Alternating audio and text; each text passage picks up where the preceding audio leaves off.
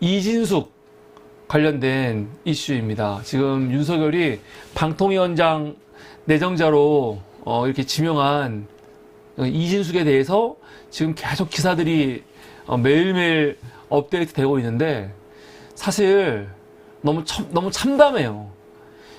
이진숙 같은 인간을 방통위원장을 시키겠다는 그 발상이 기가 막히죠.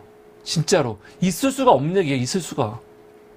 이명박 때 그 김재철 사장 밑에서 사실은 그 언론 탄압, 그 김재철의 앞잡이가 돼가지고 언론 탄압을 앞장선 사람 아닙니까? MBC 기자들 컴퓨터에 있는 내부 자료 같은 거 사실 사찰이죠. 사찰 관련해가지고 대법원에서 유죄 나온 사람이에요. 범죄자예요, 범죄자. 근데 그런 사람한테 방통위원장을 시킨다는 거 아닙니까? 정말 끔찍한 일이에요, 끔찍한 일. 여러 번 얘기했지만 윤석열 정부는 항상 반복되는 게 있어요. 뭐냐면 어떤 사람을 임명을 할 때 그 자리하고 가장 관계가 없고 가장 어울리지 않는 사람들, 가장 가지 말아야 될 사람을 딱 그 자리에 앉혀버리잖아. 대단하죠. 여러분, 방통위법에 보면은 방통위의 목적이 있습니다.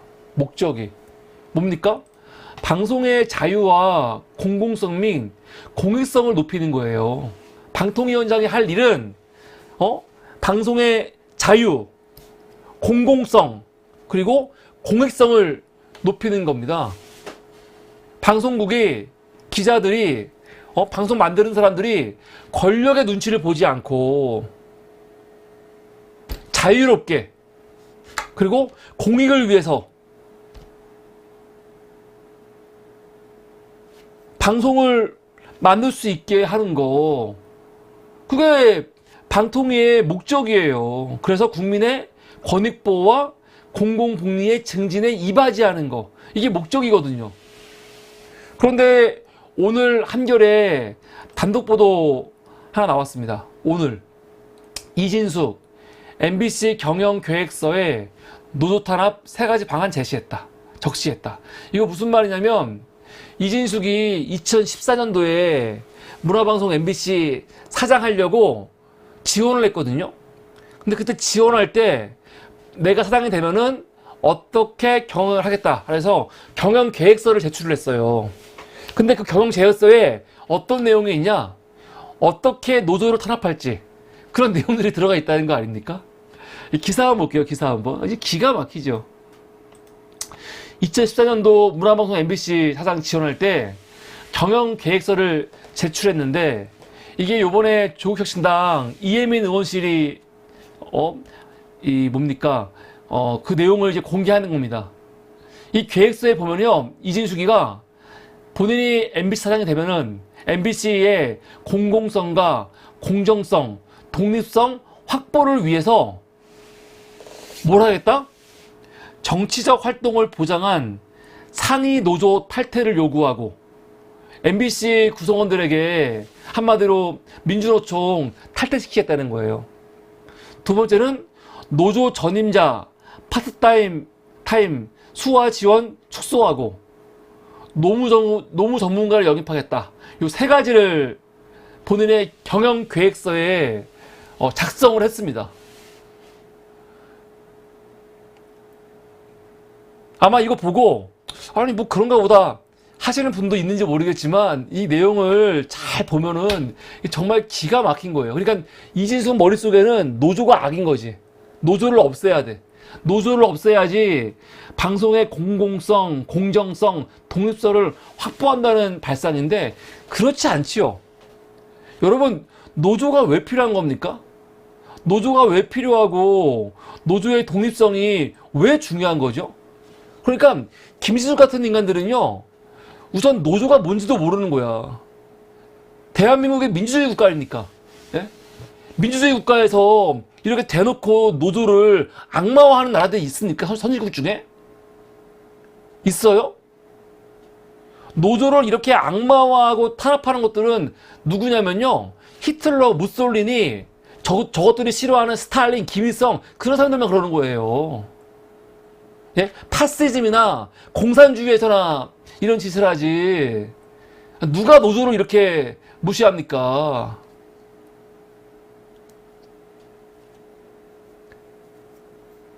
노조라는 건요, 기본적으로 노동자 개개인들은 힘이 없으니까 노동자의 권익을 보호하고 노동 환경을 개선하고 또 경영진의 부당한 처사에 대해서 대항하기 위해서 노동자들을 이게 연대 아닙니까? 이게 노조야.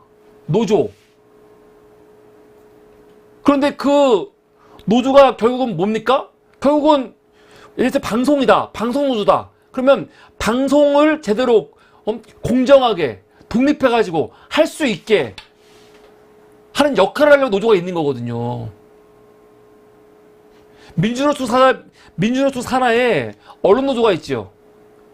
민노총, 저도 민노총에 대해서 아주 무조건 좋아하는 사람은 아니에요. 비판을 많이 하지만 민노총 산하 언론노조가 언론의 독립성과 공정성을 지키기 위해서 활동하는 대표적인 단체거든요.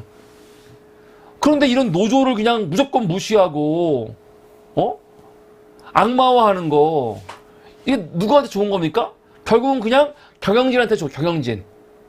MBC 노조를 이렇게 무력화시키고 이렇게 해산시켜보려고 하는 이런 짓거리, 그리고 민노총하고의 관계를 끊어버리려고 하는 거는요, 누구한테 이익이냐? 노조 눈치 보지 않고, 노조라는 거는 구성원들 눈치 보지 않고 경영진이 지들 멋대로 그냥 뭔가를 결정하고 하고 싶으니까 그러는 거거든요. 근데 방송의 독립성이라는 게, 방송의 공공성, 공익성을 보장한다는 게 경영진이 멋대로 하겠다, 그게 아닙니다. 방송의 독립성과 경영진이 멋대로 하는 건 다른 거죠. 방송의 독립성, 공익성을 위해서는요, 경영진을 제재해야 되는 거예요. 경영진이 함부로 방송에 개입 못하게 해야 되는 거라고요. 근데 지금 이진숙은요, 하는 짓거리가 경영진이 방송과 관련해가지고 편성이라든가 제작에 아예 개입할 마음이 가득 있는 거지, 지금. 너무 기가 막혀. 이진숙이 방송의 뭐 공공성, 공정성, 독립성을 확보하기 위해서 노조를 지금 탄압하겠다는 거, 이 자체가 너무 코미디예요. 어떻게 이렇게 나와? 이게 정상적인 사고를 가진 사람이라면 방송의 공공성, 독립성, 공정성을 위해서 노조를 존중하겠다고 얘기를 해야 되는데, 이것들은 뻔뻔해도 너무 뻔뻔하다니까요. 어떻게 이런 말을 이렇게 아무렇지도 않게 하죠? 차라리 대놓고 그냥 방송의 공공성을 해치기 위해서, 독립성을 해치기 위해서 노조를 탄압하겠다 하면 이해가 돼. 근데 방송의 공공성, 공정성, 독립성을 위해서 노조를 때려잡겠다 하는 거, 이게 어떻게 말이 되냐고요. 아, 정말 어이가 없죠. 언론의 공공성과 공정성은요, 기본적으로 언론의 독립성에서 시작이 되는 겁니다. 독립성. 공공성과 공정성과 독립성은 다 연관되어 있는데 가장 기본이 독립성이에요. 독립성. 독립이라는 건 뭡니까? 특정 집단이나 개인의 이해관계에 종속되지 않겠다는 거죠. 응? 국가 권력이라든가 아니면 경영진 때문에 방송이 그거에 따라서 움직이지 않겠다는 거예요. 그래서 독립성이 아주 중요하다고요. 독립성이. 그래야지 언론, 방송이, 내용이 왜곡되거나 특정 방향으로 치우치지 않는 결과를 초래할 수 있는 거 아닙니까? 너무 당연한 거야. 그런데 방송의 독립성을 유지하기 위한 가장 중요한 장치가 뭐냐면 노조예요. 노조. 응?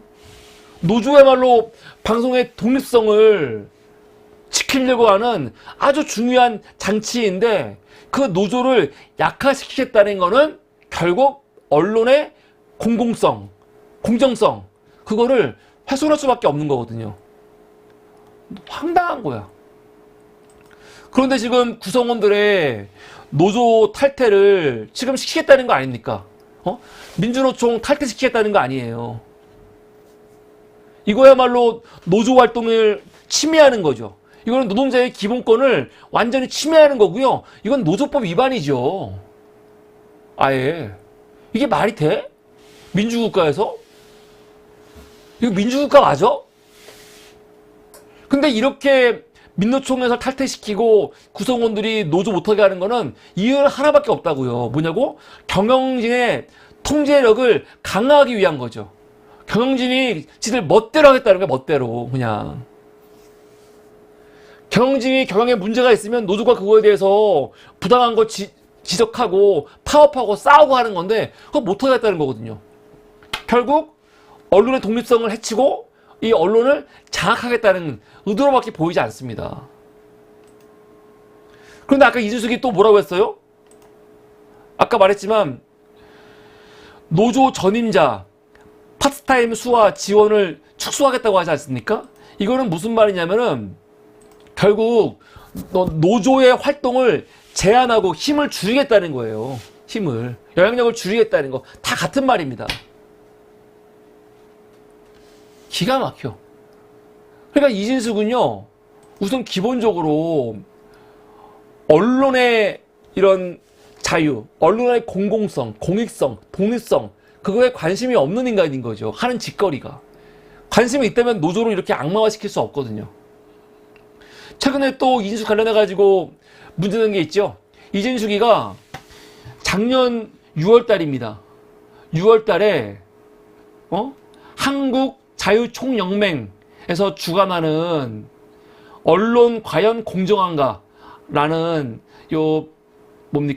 이 세미나에 가서 연설을 했어요. 국민 멘토래 지가. 근데 여기서 얼마나 황당을 했냐? 얼마나 황당한. 이게 진짜 황당한 내용이죠. 진짜 황당한 내용. 그러니까 지금 이진숙은 우리 윤여리님이 말씀하시는데 오해하지 마세요. 이진숙은 지금 방통위원장으로 지금 추천이 된 거고 방통위원 청문회 합니다. 근데 제가 지금 말한 사상 얘기는요 2014년도에 과거에 사장하려고 이런 내용을 제출했다고요. 지금이 아니고. 근데 과거에 이랬던 인간이 지금 방통위원장 한다고 하니까 황당하다는 거예요, 지금 저는요. 그리고 작년 6월 달에는 그 자유총연맹이 주관하는 이 세미나에서 강의를 했는데 그 내용이 어떤 내용이냐? 이거야말로 이진숙이 진짜로 방통위원장 하면 안 되는 얼마나 편향된 인간인지. 이런 인간은 언론에서 일하면 안 돼요. 방송사에서 일하면 안 되는 인간이에요.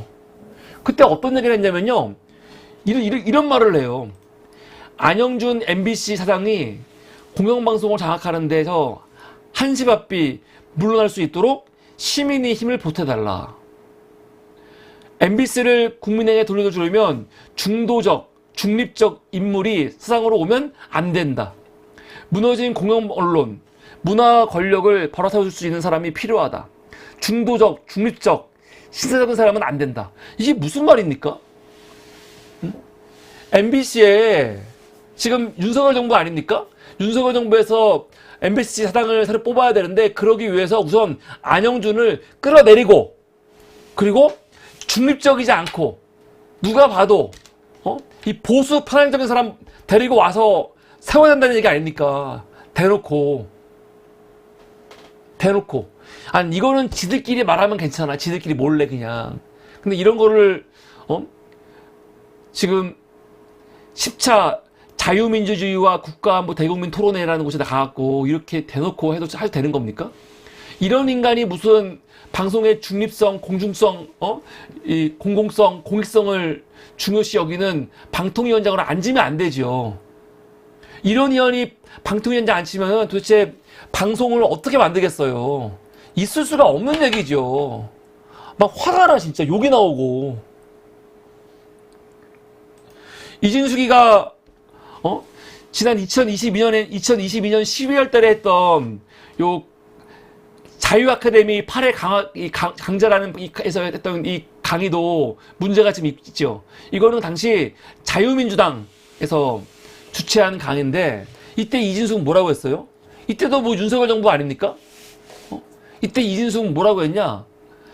지금 방송에 많이 나왔는데 여기서 황당한 얘기를 해요. 황당한 얘기를. 뭐라고 하냐면 문화 권력도 지금 좌파 쪽으로 되어 있다. 좌파 쪽으로. 좌파 영화 만들면 히트 치는데 이렇게 좌파 영화를 보면 알게 모르게 우리 몸에 DNA가 스며든대요. 좌파 DNA가.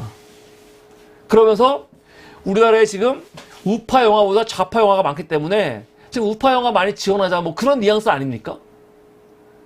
그러면서 영화도 좌파 영화와 우파 영화로 딱 구별을 하고 연예인도 지가 딱 구별을 하죠. 좌파 연예인의 김제동, 김미화, 강선범, 노정열, 정우성, 권혜요, 안치환, 김규리, 문소리가 있고 또 우파 연예인에는 또 누구누구 있는데 근데 웃긴 게 뭐냐 정우성은 왜 좌파 연예인이냐면 세월호 참사 다큐멘터리 그날바다에서 나레이션 했기 때문에 좌파고 배우 문소리는 이태원 참사 직후에 청룡영화상 시상식에서 그 스텝이 이태원 참사에서 목숨을 잃었잖아요. 근데 그거 안에서 한마디 했잖아요. 내가 너를 정말로 애도하는 거는 이 관계자들 진상규명하고 처벌하고 그 후에 하겠다. 하지 않았습니까? 그런 말 했으니까 좌파래. 난 참 골 때려. 제가 봤을 때는 뭐 김제동, 김미화, 강선범, 노정열, 정우성, 권혜요, 안치환, 김규리 씨 같은 사람들이 본인들을 막 좌파라고 했다고 해서 뭐 싫어할 것 같지는 않아요. 사실 뭐 좌파, 우파라고 말하는 게 욕은 아니에요. 누가 만약에 저한테 넌 좌파야 말하면은 그래 난 좌파야 할 것 같아. 뭐 좌파, 우파라는 말 자체가 사실은 욕은 아닙니다. 그 사람이 갖고 있는 정치적 지향점이라고 보면 되는데. 근데 문제는 뭐냐면, 만약에 이진숙이가 진짜로 그 사람을 알아가지고 그 사람이, 경제를 바라보는 거, 사회를 바라보는 거, 그 사람의 정치성, 그런 걸 다 고려해갖고, 아, 이 사람의 지향점은 좌파구나. 좌파라고 하는 거 문제 없어. 영화 분석을 막 하는데, 이 영화가 말하고자 하는 의도라든가, 이 영화에서 갖고 있는 소재라든가 이 영화가 좌파적 지향점이 있다. 그걸 좌파라고 한다. 이 영화는 우파적 지향점이 있어서 우파라고 한다. 뭐 그럴 수 있죠. 분명히. 그런데 지금 이진숙이 말하고 있는 내용을 보면요. 여긴 그런 게 없어요. 이진숙이 무슨 좌파, 우파에 대한 개념이 있어가지고 그걸 고민하면서 좌파, 우파라 말하는 게 아니고 그냥 자기가 미워하는 사람들, 자기 반대하는 사람들 그런 사람들을 그냥 좌파라고 낙인 찍고 혐오의 의미로 좌파라고 하는 거거든요. 정신 나간 년이죠. 정신 나간 년이에요. 근데 우리는 항상 이렇게 좌파 우파를 얘기하는데 사실 좌파 우파는 뭐 좋고 나쁘의 의미가 아니죠. 좌파일 수도 있고 우파일 수도 있어. 좌파가 악이고 우파는 선이다. 우파는 악이고 좌파는 선이다. 그거 아니죠. 근데 문제는 이진숙 같은 년들은요 그런 생각을 갖고 있기 때문에 문제가 있는 거예요. 정말 이 멍청한 년들 욕이 나온다니까요. 여러분 좌파와 우파는 뭡니까? 결국 그들이 지향하는 가치를 봐야 돼요. 가치를. 일반적으로 좌파는요 경제적 평등을 주장합니다. 경제적 평등. 그래서 부의 재분배를 되게 중요시 여기고 사회적인 격차를 줄이려고 애를 많이 쓰죠. 그러다 보니까 부자들한테 돈이 많은 사람들한테 높은 세금, 정부가 움직여갖고 복지정책, 공공서비스 확충하도록 하는 게 좌파예요. 만약에 우리 중에 여러분들 세금 종부세 내야지, 부자 가면서 하면 안 되지, 사회 안정만 강화해야지, 공공서비스 확충해야지 라고 주장한다면 그 사람은 지금 경제적인 면에서 좌파적 지향점이 있는 거죠. 좌파는 사회적 정의가 중요합니다. 사회적 정의. 그렇기 때문에 인종, 성별, 또 성적 지향으로 인해서 사람을 차별하지 않고요. 평등을 추구하죠. 소수자의 권리와 소수자의 권리를 옹호하고요. 차별을 반대합니다. 그래서 좌파는 차별금지법을 찬성하죠. 여러분 중에 차별금지법을 찬성하는 사람이 있으면 여러분들은 분명히 좌파적 지향을 하고 있는 거예요. 좌파는 공동체와 연대를 중요합니다.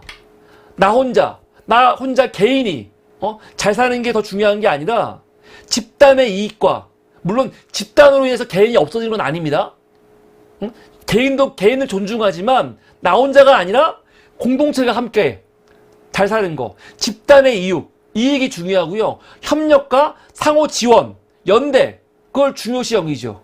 이게 좌파의 지향점입니다. 좌파는 진보와 변혁이 중요하죠. 진보적이면서 변화가 중요해요. 기존의 전통이나 기존의 체제가 더 나은 사회를 위해서 기존의 전통이나 기존의 체제를 혁신하려고 하는 경향성이 있죠. 이게 여러분 좌파입니다. 사회적, 경제적 이 구조를 개선해가지고 더 나은 미래로 나아가려고 하는 거. 이거는 좌파적 지향성이에요. 정부의 역할을 중요시 여기죠. 여기서 앞에서 말했던 경제적 평등이라든가 사회 정의라든가 공동체와 연대라든가 진보와 변화. 이거 개인들이 할 수 없어요. 정부가 나서가지고 어떻게 적극적으로 나서가지고 정부와 경제와 사회를 규제하고 또 복지 제공하고 공공 서비스 운영하면서 이것도 만들 수 있는 거거든요. 이런 지향점이 있으면 그 사람들은 좌파라고 할 수 있어요. 전 좌파냐? 전 좌파가 맞습니다. 저는 지금 좌파가 추구하는 가치가 되게 중요하고 이걸 추구해야 된다는 생각이 들고, 그리고 제가 지지하는 정치인들은 이런 가치를 중요시 여기는 정치예요. 그러니까 저는 좌파적 지향점을 추구하는 사람이 맞아요. 그럼 우파는요? 우파는 나쁜 거냐? 좌파에 비해서 그렇지 않죠. 그냥 우파의 가치가 다른 거예요. 우파는 경제적 평등이 아니고 경제적 자유를 중요시, 자유를 중요시 여깁니다. 시장 경제와 개인의 경제적 자율성을 중요시 여기죠. 그러다 보니까 낮은 세금, 규제 완화, 또 민영화를 통한 경제 성장을 중요시 여깁니다. 이게 우파예요.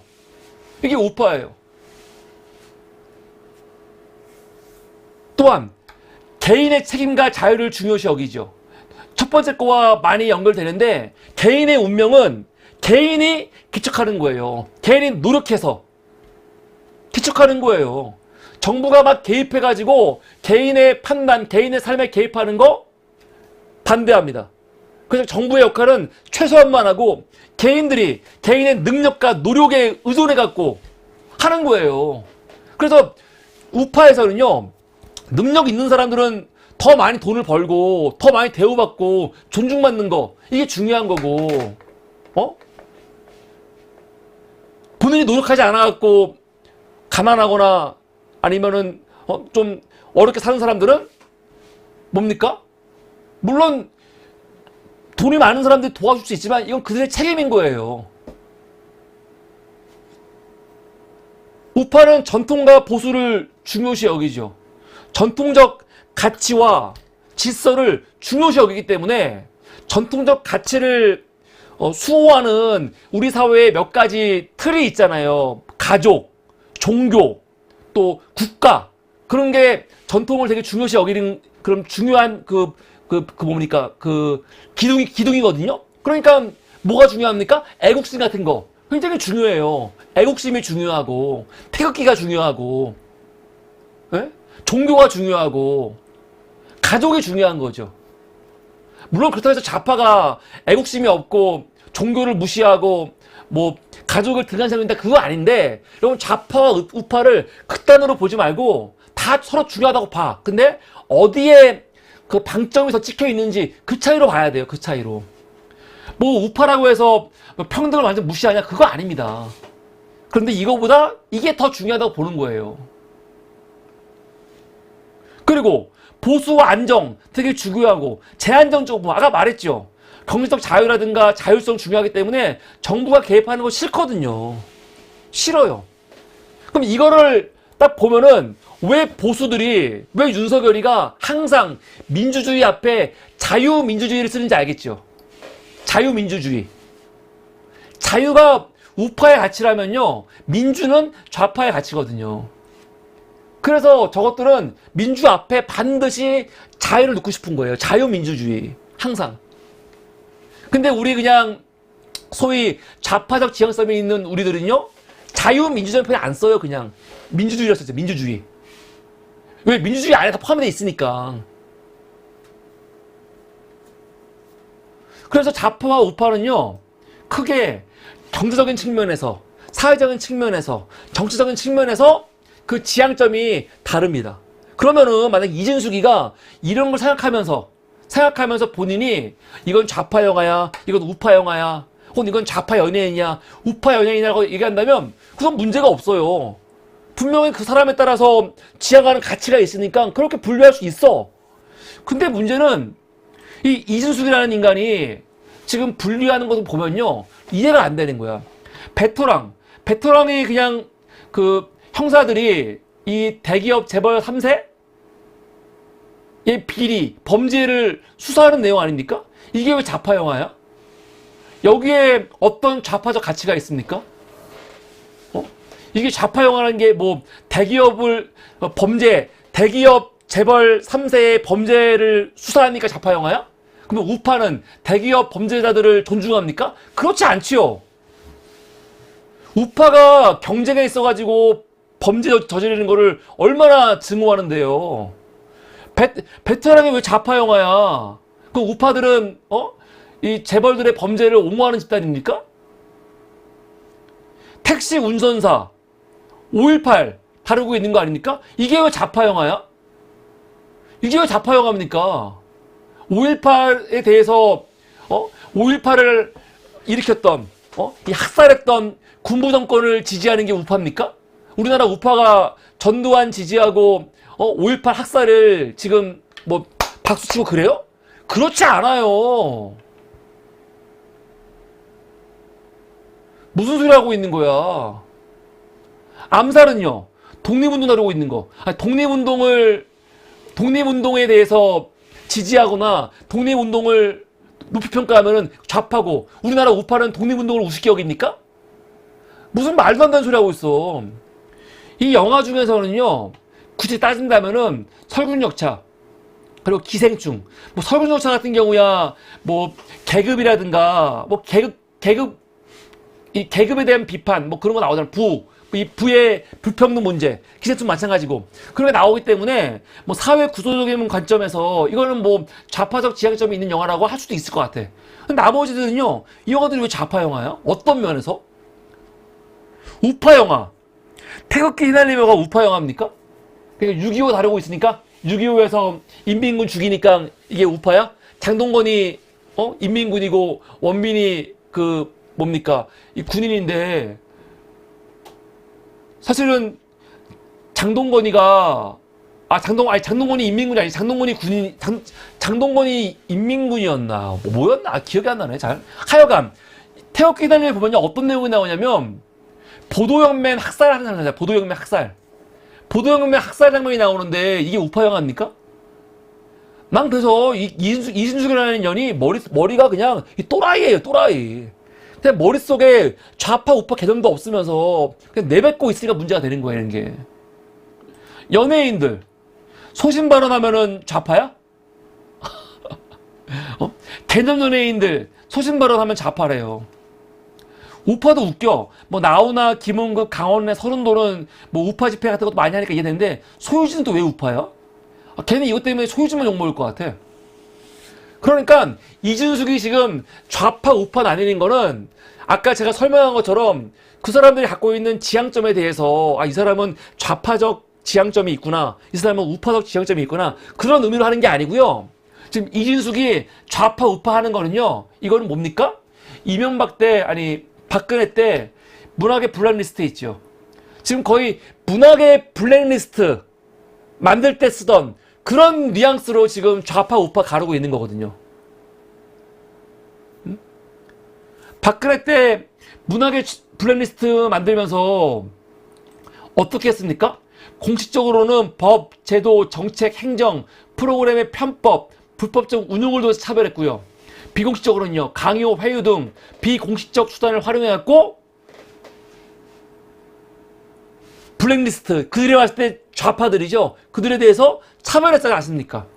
문화예술인의 정치적 성향 및 정치적 표현 행위, 타찰, 감시, 관리, 문화예술 창작, 표현, 활동, 검열 및 각종 지원 등에서 배제, 차별, 블랙리스트 실행을 위한 제도, 정책, 사업 계약했다는 거 아닙니까? 그래서 뭐 한 겁니까? 사찰, 감시, 검열, 배제, 통제, 차별한 거거든요.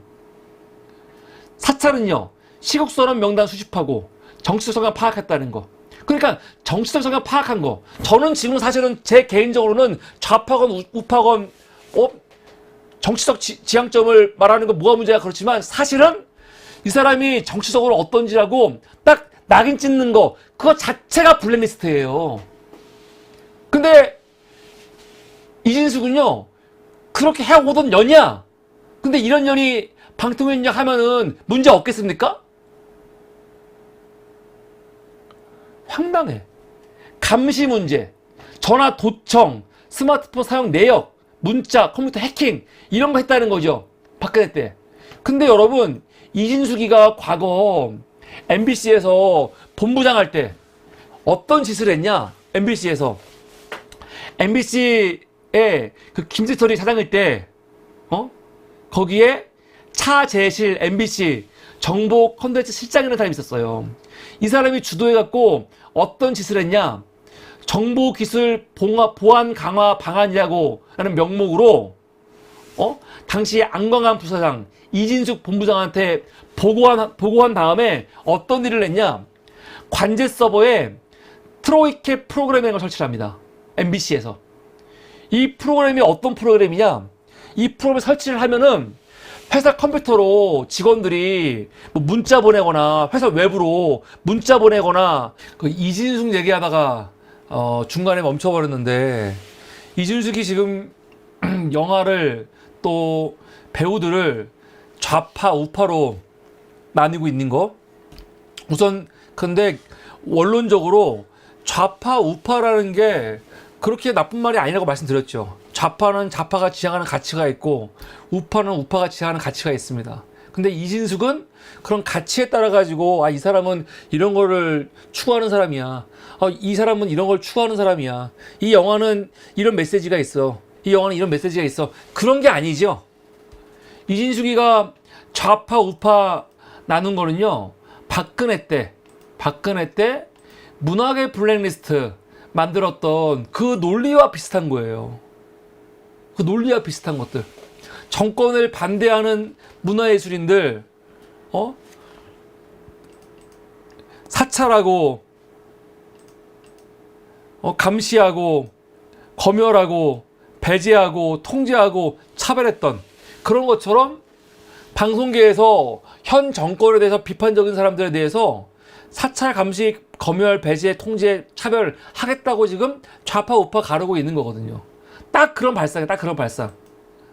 근데 이런 사람이 무슨 방통위원장이 돼가지고 어떻게 방송의 중립성, 공공성, 공익성 그런 걸 지킬 수 있겠습니까? 불가능하다는 거죠. 있을 수가 없는 얘기죠. 이진숙 오늘 MBC가 단독 보도했는데 이진숙이가 과거에 썼던 그 페이스북 글이 또 문제가 됐습니다. 어떤 내용이냐면 이진숙이가 페이스북에 문화방송 시청하지 말고 광고 거부하자 그런 식의 글을 썼거든요. 저는 그런데 이 한글에는 어떻게 MBC에 대해서 응징해달라 시청 거부하고 광고 주지 말자 이런 말을 한 사람이 특정 언론에 대해서 이런 말 한 사람이 어떻게 방통위원 후보자가 되냐라고 얘기하는데 전 이건 반대합니다. 이런 말 할 수 있죠. 예를 들어서 MBC가 진짜 문제가 있어. 그리고 KBS 지금 얼마나 문제가 많습니까? 박민 들어와가지고 KBS가 지금 방송으로서 재구실하고 있어요? 저는 지금 KBS 같은 경우는요 진짜로 시청자들한테 보지 말라고 광고하지 말라고 기업들한테 그렇게 말해야 돼요. 그렇게 말하는 사람이 나중에 방통위원 되는 거 문제 없습니다. 그래서 단순히 방송사에 대해서 비판한다고 그 사람이 방통위원에서 될 자격이 없는 거냐? 그거 아니죠. 근데 문제는 어떤 이유 때문에 그 방송국을 그 방송을 비판하자는 거예요. 그걸 봐야 되는데 이진숙이가 문화방송 시청 거부하고 방송 거부하자고 선동한 이유가 뭔지 아세요? 선동한 이유가 뭐냐면은 이때가 시점이 어떤 시점이었냐? 윤석열이가 미국 가가지고 국회 이 새끼들 예산 심사 통과 안 시켜주면 바이든 쪽팔려서 어떡하나, 그 말 했을 때거든요. 그래서 MBC가 그거 보도하는 바람에 나중에 윤석열이가 어떻게 했습니까? 전용기에 MBC만 안 태웠어. 막 그런 시기예요. 그런 시기에 이진숙이가 글을 쓴 거예요. 글을 쓴 거예요. 뭐냐? MBC가 특종이라고 하면서 명확히 들리는 단어와 불명확한 단어가 섞여 있는 것을 자의적으로 해석하였고, 이거에 자막을 달아가지고 난리법석을 떨었다. 그거는 범죄래요, 범죄.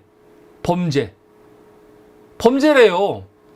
MBC가 바이든 보도한 거, 이게 범죄라는 거야. 이게 문제라는 거야. 이게 문제이기 때문에 대통령실은 전용기에 MBC 안 태웠는데 그런 걸로 하면은 오히려 좋지가 않으니까 그런 걸로 차별하지 말고 국민들이 심판해서 방송 보지 말고 광고 주지 말자, 그런 말 하고 있는 거거든요. 저는 이진숙이가 특정 언론에 대해서 비판했다는 그 사실보다는 이진숙이가 이 바이든 쪽팔려서 어떡하나, 국회 이 새끼들, 윤석열의 이 보도를, 이 발언을 보도한 거를 지금 문제 삼고 있는 그 이진숙의 태도가 문제인 거죠. 아니, 이런 방송 하면 안 돼?